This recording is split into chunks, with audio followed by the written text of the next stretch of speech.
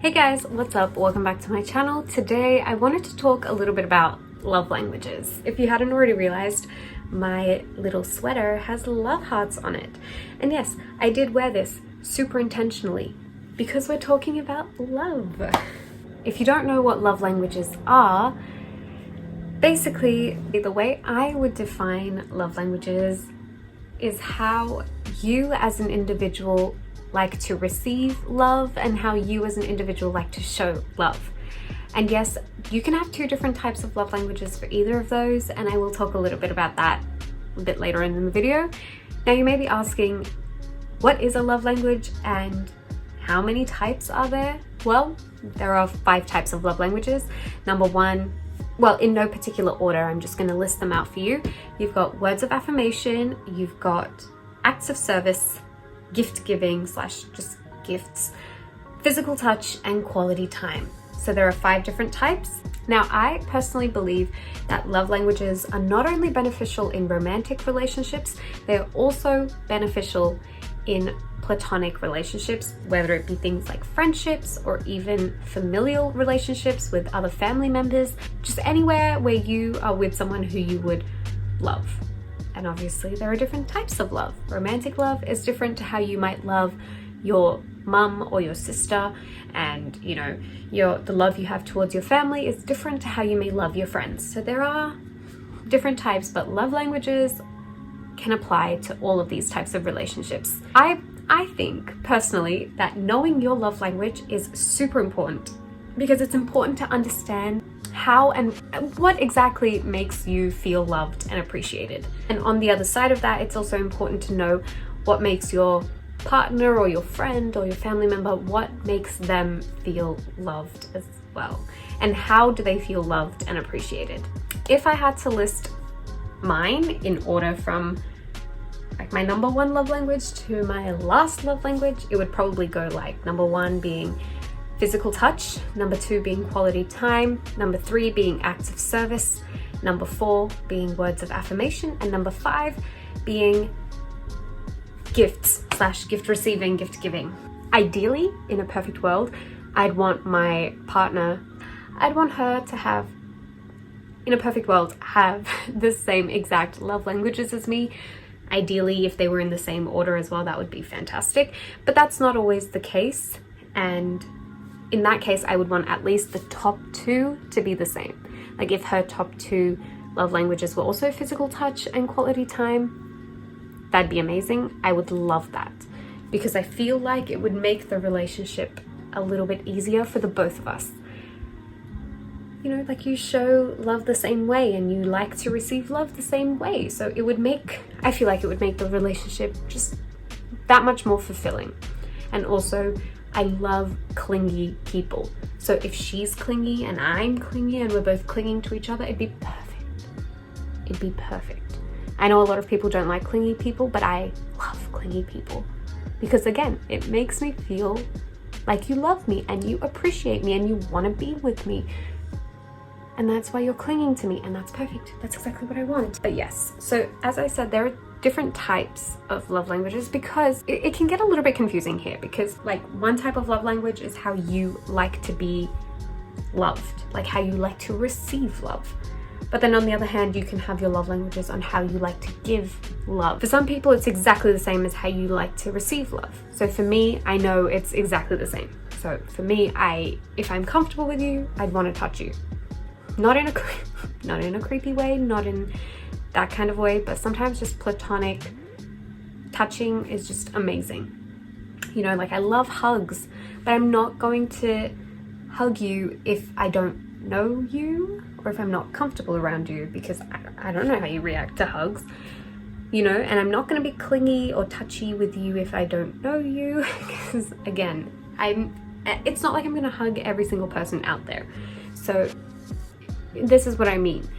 And I also love to spend time with the people that I love. So that's not only how I like to receive it, but that's also how I like to show love.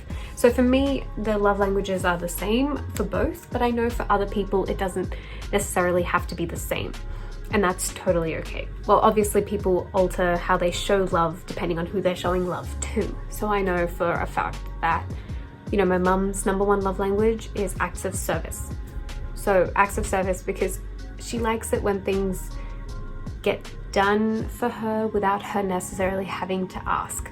Like the thought that goes into, oh, I'm gonna do this for her because I know it will make her day a little bit easier, and it'll take a load off for her. And that thought process, she loves that thought process, and she loves that someone had that thought process for her. Yeah, I know for her, if I'm trying to make her feel super duper loved, I will do something for her without her having to ask me. Boom. She feels loved and appreciated. And for my brother, his #1 is also physical touch. So I know the way that we annoy each other is very physical. Like we're constantly like poking each other, or he'll like, if I haven't shaved my legs, he'll touch my leg and he'll be like, it's so prickly. We're like physically annoying each other. My mum and my brother, both their #2 love language is quality time. So we as a family spend a lot of time together. We like to go out together, whether we're trying out new restaurants or new cafes. We also like to binge watch things on TV. Like sometimes we'll spend whole weekends just on the couch, just watching movie after movie after movie, or we'll find a show that we're addicted to and then we'll just keep watching that on repeat. And we're totally fine with that because we enjoy each other's company so much that that's how we make each other feel loved, and that's how we love as a family. But yes, if a little definition for each of the different types, in case you're like, okay, well, you just chucked a whole bunch of words at me, how would I know whether that's my love language or not? So essentially, the way you can find out about these things is you can look in your past and see how you have interacted with people that you love. How have you shown love to them, and how do you what was a moment in your past that made you go, wow, when they did that for me, that made me feel really loved? Whether that be, you know, you come home from a long day and you just get a big hug. Maybe that makes you feel, wow, that made me feel so loved. Or you come home and then the dinner is ready for you and then you're like, oh shit, that made me feel so loved. What has happened in the past that has made you feel, shit, I feel super loved and appreciated? That's one way to find out. Another way is to do online quizzes. There are a bunch of quizzes online, if you're wondering. I can link a few in the description box below. To define some of them individually, I'm going to be reading an article real quick. So it says, love language #1, words of affirmation. Ask yourself, how do you feel when your partner offers encouraging, positive, and affirming words and compliments? For example, your partner congratulates you, tells you, great job, tells you that you look attractive, or thanks you for something. If these things make you feel the most loved and happy, words of affirmation may be your primary love language. Love language #2 is acts of service. Ask yourself, how do you feel when your partner helps you with tasks that reduce your burden or ease your stress? For example, your partner does a chore for you, runs errands for you, or takes care of something without having to be asked. If these things make you feel the most loved and happier, acts of service may be your primary love language. Love language #3, receiving gifts. Ask yourself, how do you feel when your partner gets you thoughtful or extravagant gifts? Examples, you get a gift or a small treat from your partner that tells you he or she was thinking about you. If these things make you feel the most loved and happy, receiving gifts may be your primary love language.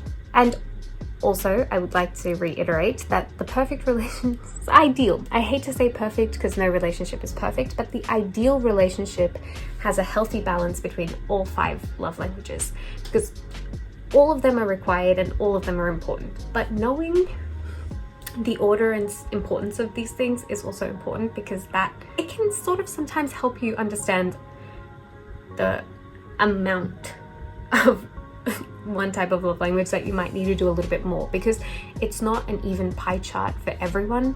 The pie chart gets separated in different ways for everyone, and that's exactly what I mean. Love language #4, quality time. Ask yourself, how do you feel when your partner gives you their undivided attention and you engage in meaningful conversations or activities? Examples, you and your partner have a date night, you go on a trip together, or have a deep conversation. If these things make you feel the most loved and happy, quality time may be your primary love language. Love language #5, physical touch. Ask yourself, how do you feel when your partner shows you affection through touch? For example, you and your partner hold hands, kiss, hug, or sit/lay close to each other. If these things make you feel the most loved and happy, physical touch may be your primary love language. So I feel like that is a good explanation for those things. In case you're like, I don't really understand, maybe that helped you understand things a little bit clearer. So yes, I feel like knowing these things can help you improve your relationships, not just romantic, but also friendships, relationships with your family members, anything. It is such an important tool to have and to know. One more thing I'd like to add is that love languages can and might change later on in life. For example, like for me, in this case, I'm 22 years old. The love languages I have currently are that of a 22-year-old, living a pretty comfortable life. Do I have responsibilities? Yes, but are they the kind of responsibilities I'll have when I'm 32? Probably not. And that's exactly what I mean. How I view love right now may be different to how 30-year-old Ananya views love. Yeah, as responsibilities change, as situations change, love languages can also change. That can happen too. So again, nothing is fully set in stone. So don't worry if you're like, oh, my love language used to be physical touch, but now it's not anymore. It's totally fine. Totally fine. It changes. And that brings me back to the point of communication. Knowing love languages is important and it can help improve relationships. Totally valid. But it does not dismiss the importance of communication. Communication is still super high up there, and in any healthy relationship you need to communicate, because knowing love languages is one thing, but if you cannot communicate to your partner the good things and also the bad things and also the boring things and also the slightly annoying things and the frustrating things, if you cannot communicate these things with your partner, the relationship is not going to work. Oh yeah, another thing I want to add, that also with relationships, sure, communication important, but people need to understand that relationships are a two-way street. One person cannot be pulling the whole relationship and taking charge of the whole relationship and planning all of the dates and planning every single thing while the other person just sort of sits and does nothing. Relationships are a two-way street. Yeah, so that's it for this week's video. Please let me know in the comments below your ranking of the 5 love languages. I'd love to read that, like a little list of number 1, number 2, number 3, number 4. That'd be amazing. Yeah, if you enjoyed the video, please be sure to give it a thumbs up and subscribe to my channel. And yeah, that's it. So I'll see you guys all in my next one. Bye.